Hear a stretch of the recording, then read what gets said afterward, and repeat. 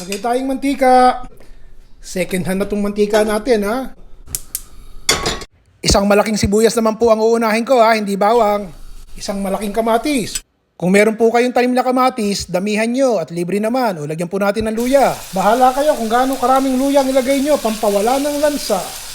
Pag nagigisa po kayo nito, huwag tayo magmadali. Kinakailangan talaga maliges at maluto ng matindi bago isama yung susunod na ricado. Tsaka nyo po isunod yung susunod na ricado. Bawang. Halo. Konting paminta, laging kasama yan. O pagkatapos, timplahan nyo na po. 3 kutsarang patis. Kung maalat kayo kumain, dagdagan nyo. Yun lang ang pampalasa niyan. O ito po sikreto ko. Isang pakete po ito ng ulo ng salmon. Malaki-laki na rin, no? Maraming piraso. 10 dolyares, pinatulang ko na. Hugasan po muna natin, ha? Mainam po na banlawan nyo ng malamig na tubig pa ulit-ulit bago nyo lutuin. May mga party yung salmon head na wala namang laman, like this. Ilagay na po natin. Ayun. Yung halos walang laman. Ano gagawin natin? Kaya nga mura-mura ng konti kasi walang laman. Para magkalasa na yung ating sinasangkot siyang aromatics. Kahit magkalerot-lerot yan, wala namang laman yan so okay lang.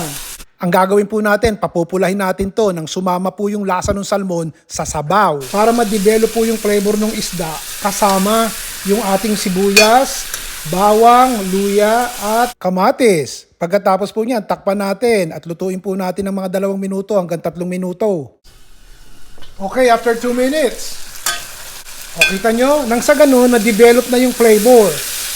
Dahil wala namang laman yung mga ulong inilagay natin nung una, di po ba? So kahit siya lumambot, okay lang. Sabawan nyo na. Ito po'y 2 tasa ng tubig. Dagdagan nyo kung masabaw kayong kumain. Halu-haluin nyo po ng konti, baka manikit kasi yung ilalim. Pakukuluan po natin to. So may flavor na. Dahil yung ulo na puro buto lang at tinik, sumama na yung lasa dun sa ating aromatics. O di ba maganda? Hindi na sayang yung pagkaulo niya. Takpan at hinaan po natin ng bahagya yung ating apoy. Actually, I simmered it only for 1 minute dahil kumukulo na Unahin po muna nating ilagay itong talong. May kaprasong talong akong nakita sa refrigerator Ilagay na natin, sayang naman. Lutuin muna natin yung sandali. Tama po ba? Lutuin ng sandali yung talong? 1 minuto lang, ayos na. Medyo luto-luto na yung ating eggplant ng konti, malambot-lambot na siya. O ngayon, handa na ba kayo? Ilagay na po natin yung pati ng salmon na may laman. Ito yung binayaran nyo. Yung pong may laman, sama na natin. Komot may laman po yan, bahagyan na lang ang apoy at pag naluto ng matindi, magkakalerot-lerot. Magkakaroon kayo ng sopas. Siling panigang. Isang malaki po, pero hiniwa ko ng maliliit.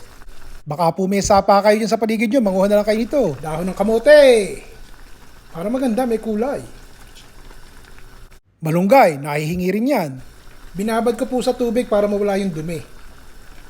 Hihinaan ko yung apoy Gamitin nyo po yung sandok nyo. Idiin nyo ng konti yung mga dahon dun sa kumukulong sabaw nitong ating salmon. Dagdagan yung sabaw kung gusto nyo. Wala pang pampaasim yan, di ba? O ngayon, idagdag po natin tong lemon o kalamansi. Bahala na po kayo kung gaano kaasim ang gusto nyo. Yan po ang sikreto sa paggawa ng ano ba tawag nyo? Pinangat po ba o sinigang? Bahala na kayo. O kahit anong pinangat na isda. Kasi yung lemon juice pag inilagay nyo earlier, baka naman pumait yung ating ulam. Kaya po, dinagdag ko sa huling parte bago patayin yung apoy.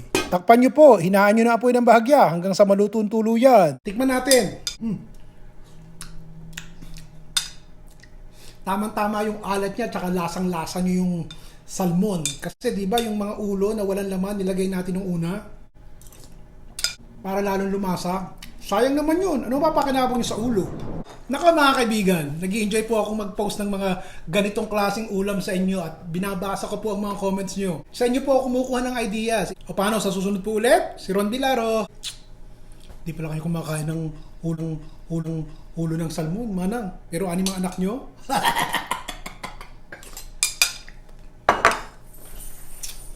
Ano po ba itatawag ko? Sinigang po ba o pinangat? Kayo na bahala.